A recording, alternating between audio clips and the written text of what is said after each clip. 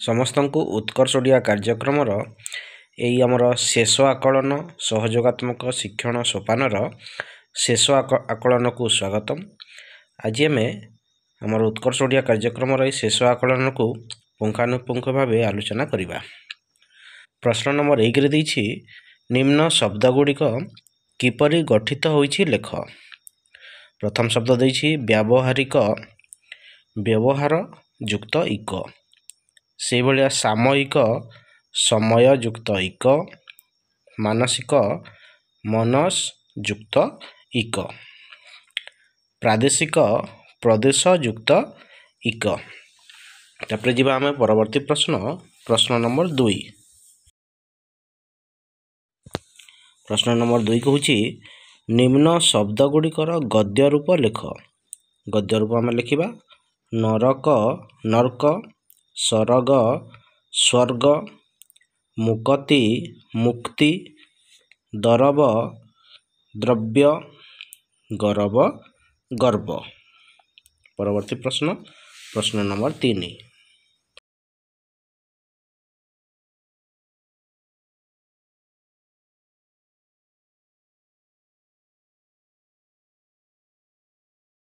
ଏଥିରେ ସେ କହୁଛି ପ୍ରଶ୍ନ ଗୁଡ଼ିକର ଉତ୍ତର ଦିଅ। ଆଗେ କଏଦୀମାନଙ୍କୁ କଳାପାଣି ପାର କରାଯାଉଥିଲା। ବାକ୍ୟରେ କଳାପାଣି ଶବ୍ଦକୁ କେଉଁ ଚିହ୍ନ ଦ୍ୱାରା ଚିହ୍ନା ଯାଇଛି? ଏଇଟା ହେଉଛି ପିଲାମାନେ ଆମର ଉଦ୍ଧୃତ ଚିହ୍ନ। ଉଦ୍ଧୃତ ଚିହ୍ନରେ ସେ ଶବ୍ଦଟିକୁ ଲେଖା ହେଇଛି। ତାପରେ ତଳ ପ୍ରଶ୍ନ ଦେଖିବା ଡାକ୍ତର ବାବୁ ମୋତେ ବଞ୍ଚାନ୍ତୁ। ବନ୍ଧନୀ ଭିତରେ ଥିବା ଚିହ୍ନଟି କେଉଁ ଚିହ୍ନ? ବନ୍ଧନୀ ଭିତରେ ଥିବା ଚିହ୍ନଟି ହେଲା କମା ଚିହ୍ନ। ପ୍ରଶ୍ନ ନମ୍ବର 4 ଅଭିଧାନ କ୍ରମରେ ନିମ୍ନ ଶବ୍ଦ ଗୁଡ଼ିକ ଆମେ ସଜାଇ ଲେଖିବା। ଅଭିଧାନ ଆକାରରେ ଆମେ ଲେଖିବା ପ୍ରଥମେ ଅ, ଆ, ହର୍ଷେଇ ଏଇଭଳିଆ ଆମେ ଲେଖିବା। ସେଥିରେ ଆମର ଆସିଯିବ ଶବ୍ଦ ଗୁଡ଼ିକୁ ସଜାଇକିନା ଅନୁଶାସନ, କଠୋର, ତାତ୍ପର୍ଯ୍ୟ, ଦଣ୍ଡ, ବିହୀନ ଏବଂ ଶେଷରେ ହେବ ମାରାତ୍ମକ। 5 ପ୍ରଶ୍ନ ନମ୍ବର 5ରେ ଆମେ ଦେଖିବା ସୂଚନା ଅନୁସାରେ ଉତ୍ତର ଦେବା।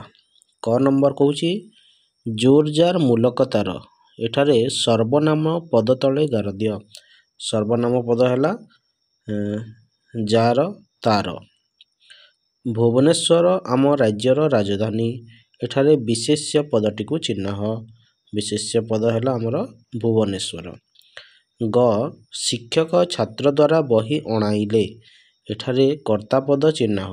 କର୍ତ୍ତା ପଦ ହେଲା ଆମର ଶିକ୍ଷକ। ଘ ମୁଁ ତାଙ୍କ କଥାକୁ ଅନୁସରଣ ଡ୍ୟାସ୍ ଠିକ୍ କ୍ରିୟାପଦକୁ ବାଛି ଲେଖ। ଠିକ୍ କ୍ରିୟାପଦ ହେବ କରିବି ଏବଂ କଲି।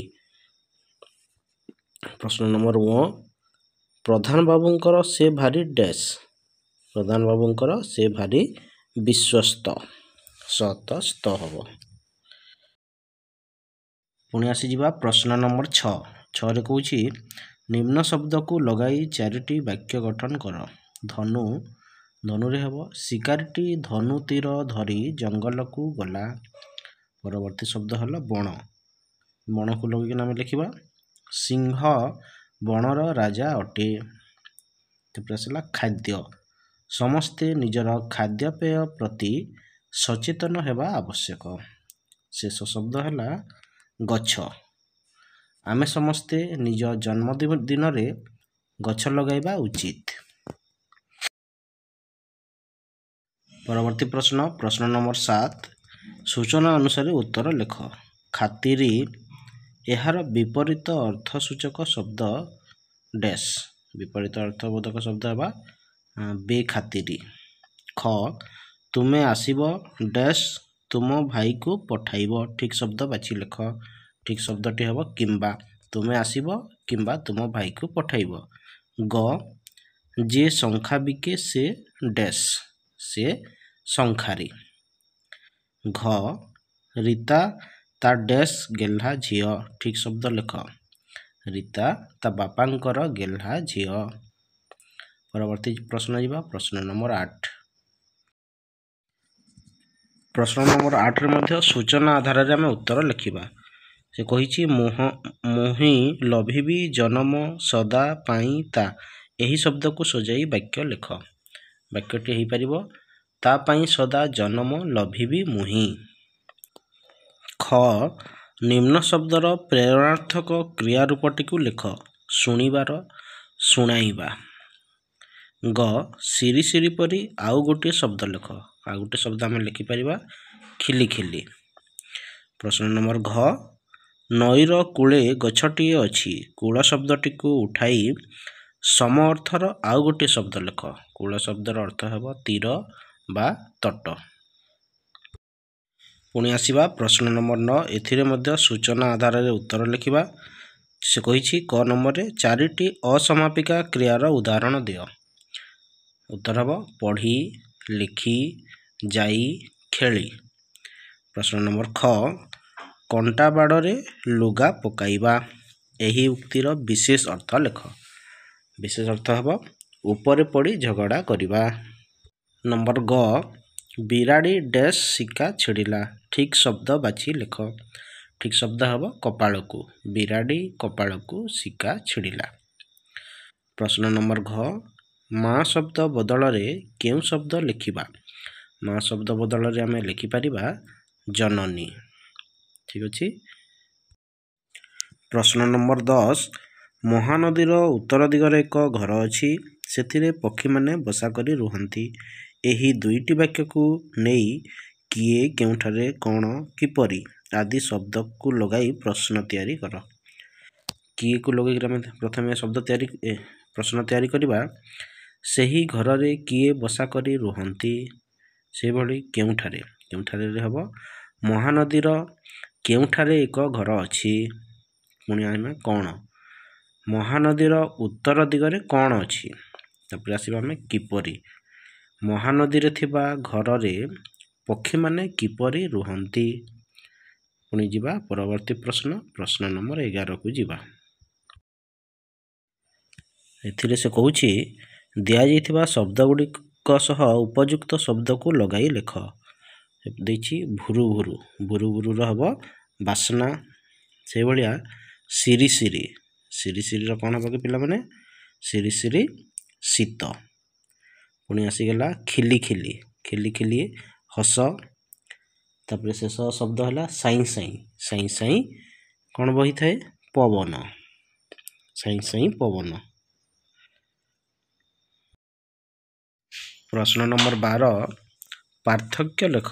କରେ ଦେଇଛି କୂଳ, କ ଦୀର୍ଘ କୂଳ। ଏଇ କୂଳର ଅର୍ଥ ହେଲା ତୀର ବା ତଟ, ଯେଉଁ ନଦୀ ତୀର କୁହାହେଉଛି ସେଇଟା। ତାପରେ କୂଳ ଦେଇଛି କ ହର୍ଷଉ କୂଳ। କୂଳର ଅର୍ଥ ହେଲା ଏଥିରେ ବଂଶ। ନମ୍ବର ଖ ଲୋକମାନେ ଜଙ୍ଗଲ ସଫା କରିଦେଲେ। ଏଠାରେ ସଫା କେଉଁ ଅର୍ଥରେ ବ୍ୟବହାର ହୋଇଛି? ସଫା ବ୍ୟବହାର ହୋଇଛି ଗଛ କାଟି ପଦା କରିଦେବା। ପୁଣି ପ୍ରଶ୍ନ ନମ୍ବର ଗ ସୀତା ବଣକୁ ଗଲେ। ଗାର ଦିଆଯାଇଥିବା କ୍ରିୟାପଦକୁ ଅନ୍ୟ ରୂପରେ ଲେଖ। ଅନ୍ୟ ରୂପରେ ଆମେ ଲେଖିପାରିବା ଗମନ କଲେ। ହସ ଖୁସି ଭଳି ଆଉ ଗୋଟିଏ ଯୋଡ଼ି ଶବ୍ଦ ଲେଖ। ଆଉ ଗୋଟିଏ ଯୋଡ଼ି ଶବ୍ଦ ହେବ ଦୁଃଖ କଷ୍ଟ। ତାପରେ ଆସିଯିବା ପ୍ରଶ୍ନ ନମ୍ବର 13। ଶବ୍ଦ ଗୁଡ଼ିକୁ ଭାଙ୍ଗି ଲେଖ। ଏଥିରେ ଦେଇଛି ଜନ୍ମୋତ୍ସବ, ଜନ୍ମ ଯୁକ୍ତ ଉତ୍ସବ। ଜଗନ୍ନାଥ, ଜଗତ ଯୁକ୍ତ ନାଥ। ରଜୋତ୍ସବ, ରଜ ଯୁକ୍ତ ଉତ୍ସବ। ସ୍ୱାଗତ, ସୁ ଯୁକ୍ତ ଆଗତ। ନିରସ, ନି ଯୁକ୍ତ ରସ। ଅନୁଚ୍ଛେଦ, ଅନୁଯୁକ୍ତ ଚ୍ଛେଦ। ପ୍ରଶ୍ନ ନମ୍ବର 14। ସନ୍ଧି ବିଚ୍ଛେଦ କର। କରି ଦେଇଛି ଦେବାଳୟ, ଦେବ ଯୁକ୍ତ ଆଳୟ, ଦେବାଳୟ। ଖ ଅଲଗା ଶବ୍ଦଟିକୁ ବାଛି ଗୋଲ ବୁଲାଅ। ଅଲଗା ଶବ୍ଦ ହେଲା ଏଥିରେ ଶଶୀ। ପ୍ରଶ୍ନ ନମ୍ବର ଗ ସେ କହିଲେ ବିଲାତର ରାଣୀ ଆମ ଶତ୍ରୁ ଦେଶର ରାଣୀ ଅଟନ୍ତି। ଏହି ବାକ୍ୟରେ ଉପଯୁକ୍ତ ବିରାମ ଚିହ୍ନ ଦିଅ। ତାକୁ ଆମେ ବିରାମ ଚିହ୍ନ ଦେଇକିନା ଲେଖିବା। ସେ କହିଲେ କମା ତାପରେ ବିଲାତର ରାଣୀ ଆମ ଶତ୍ରୁ ଦେଶର ରାଣୀ ଅଟନ୍ତି ପୂର୍ଣ୍ଣଚ୍ଛେଦ। ଏଟାକୁ ଆମେ ଉଦ୍ଧୃତ ଚିହ୍ନ ମାଧ୍ୟମରେ ରଖିବା। ପ୍ରଶ୍ନ ନମ୍ବର ଘ ତଳ ଶବ୍ଦରେ ପ୍ରତ୍ୟୟ ଯୋଗ କରି ଲେଖ। ଦାନ ଯୁକ୍ତ ଶୀଳ, ଦାନଶୀଳ। ନାମ ଯୁକ୍ତ ଇକ ନାମିକ, ରୂପ ଯୁକ୍ତ ବନ୍ତ ରୂପବନ୍ତ। ପ୍ରଶ୍ନ ନମ୍ବର 15 ଶୁଦ୍ଧ ଶବ୍ଦ ଗୁଡ଼ିକୁ ବାଛି ଲେଖ। ଏଥିରେ ଶୁଦ୍ଧ ଶବ୍ଦ ହେବ ମଣ୍ଡୁକ, ମଣ୍ଡ ତଳେ ଦୀର୍ଘକାର ତାପରେ କୁ ମଣ୍ଡୁକ। ଜାତୀୟ, ଜାତୀୟ ହେଲା ଆମର ଦେଇଛି ତରେ ଦୀର୍ଘକାର ତି ୟ ଜାତୀୟ। ଗ ନମ୍ବରରେ ହେବ ପାଶ୍ଚାତ୍ୟ ଏବଂ ଘ ନମ୍ବରରେ ହେବ ଅସ୍ପୃଶ୍ୟତା।